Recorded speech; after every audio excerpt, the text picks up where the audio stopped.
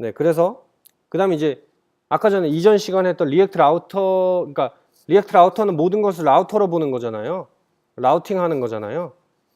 URL을 통해서 결과물이 다 바뀌잖아요. 그래서 이거를 통해서 서버 사이드 렌더링 하는 방법을 코딩 안 할게요.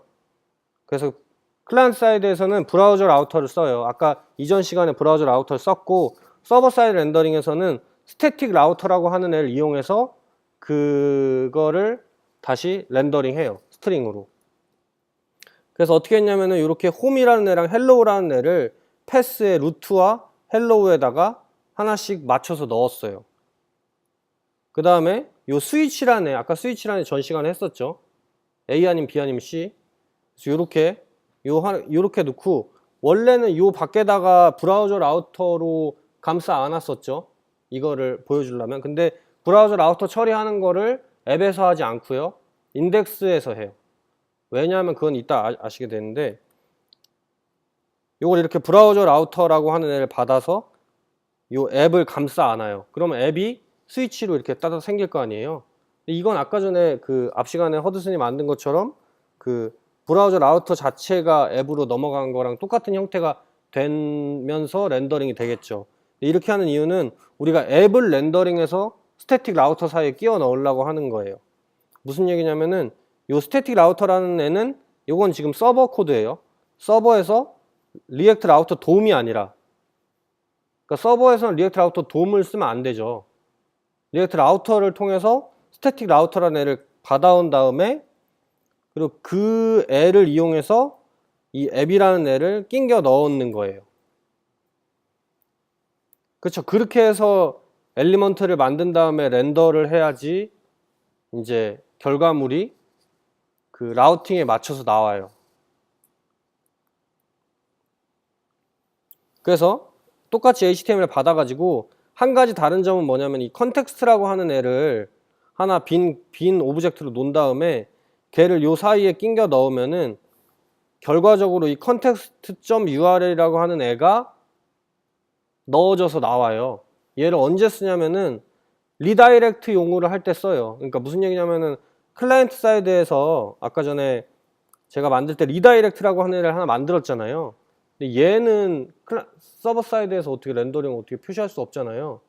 무슨 얘기냐면은 이 루트 말고 헬로 말고 이상한 애가 들어오면은 걔를 서버 사이드 렌더링 어떻게 하냐 이거예요.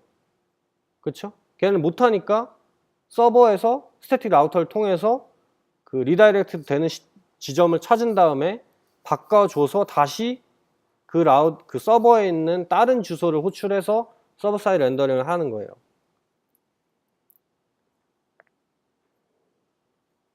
그래서 결과적으로 이 context.url에 만약에 리다이렉트가 있으면은 undefined가 아니라 경로가 들어와요. 그 경로는 어떤 게 뭐 들어와요. 그러면은 저는 들어오면 이걸로 바꿔줘서 리다이렉트로 다시 서버에 치면은 걔는 이제 이번에는 이 else 쪽으로 들어오겠죠. 그래서 여기 이 부분이 렌더링 되는 거예요. SSR 사이로. 사실 요 코드는 여기 안에 있거든요. 그래서 이거랑 요거랑 똑같이 요청해서 결과물을 클라이언트 사이드 렌더링 내려주고 하는 거 다 똑같은데요. 라우팅을 기반으로 뭔가를 할 거면은 리액트 라우터랑 서버 사이드 렌더링 쓰는 게 훨씬 더 편한 것 같아요. 왜냐면은 아까 전에 방금 전에 이 부분 빼고는 이 부분 빼고 더 이상 뭐 추가적으로 할 게 없거든요. 안 그렇고 만약에 라우터를 쓰지 않고 제가 요청한 거에 의해서 뭔가 다시 렌더한 결과물을 막 바꿔야 되는 상황이라면은 되게 할 일들이 많아져요. 그래서 그 부분을 이번 이 챕터에서 할 건데 시간 좀 오버돼도 상관없겠죠. 네.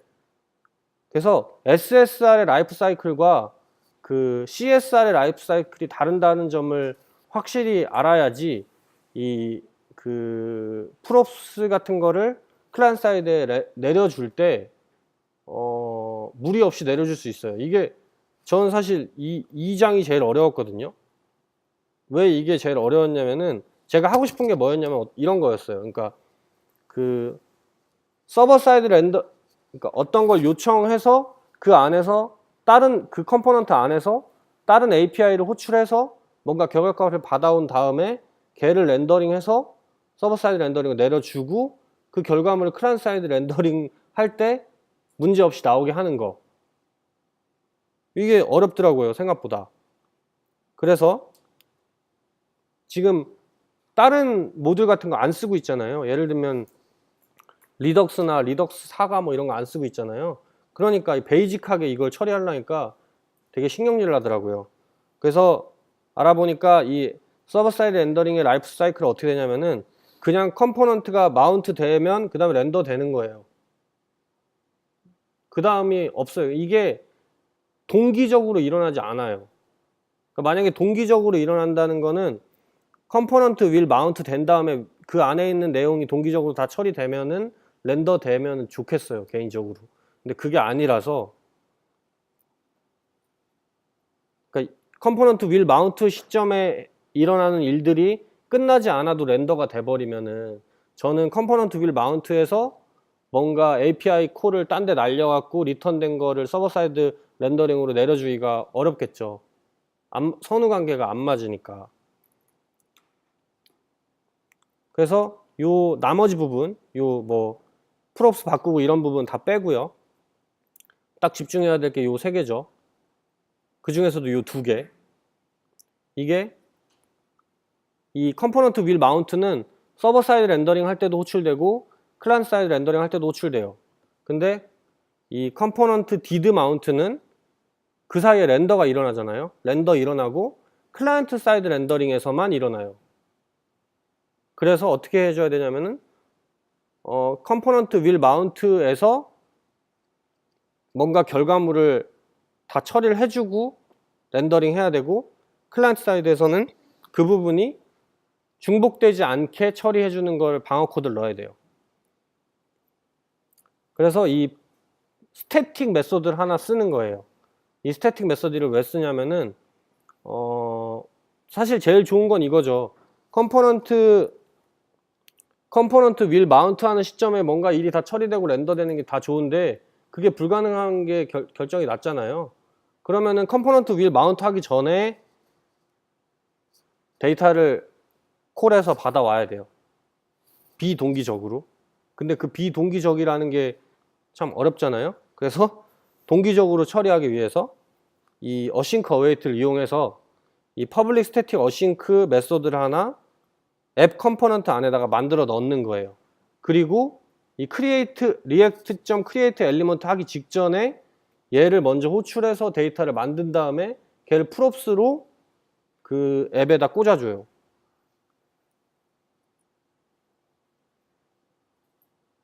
자, 여기 보시면은 방금 만들었던 앱.그 퍼블릭 스태틱 어싱크 메소드인 get initial state를 호출해서 await를 호출하면은 얘가 시작되기 전에 유저가 받아지겠죠?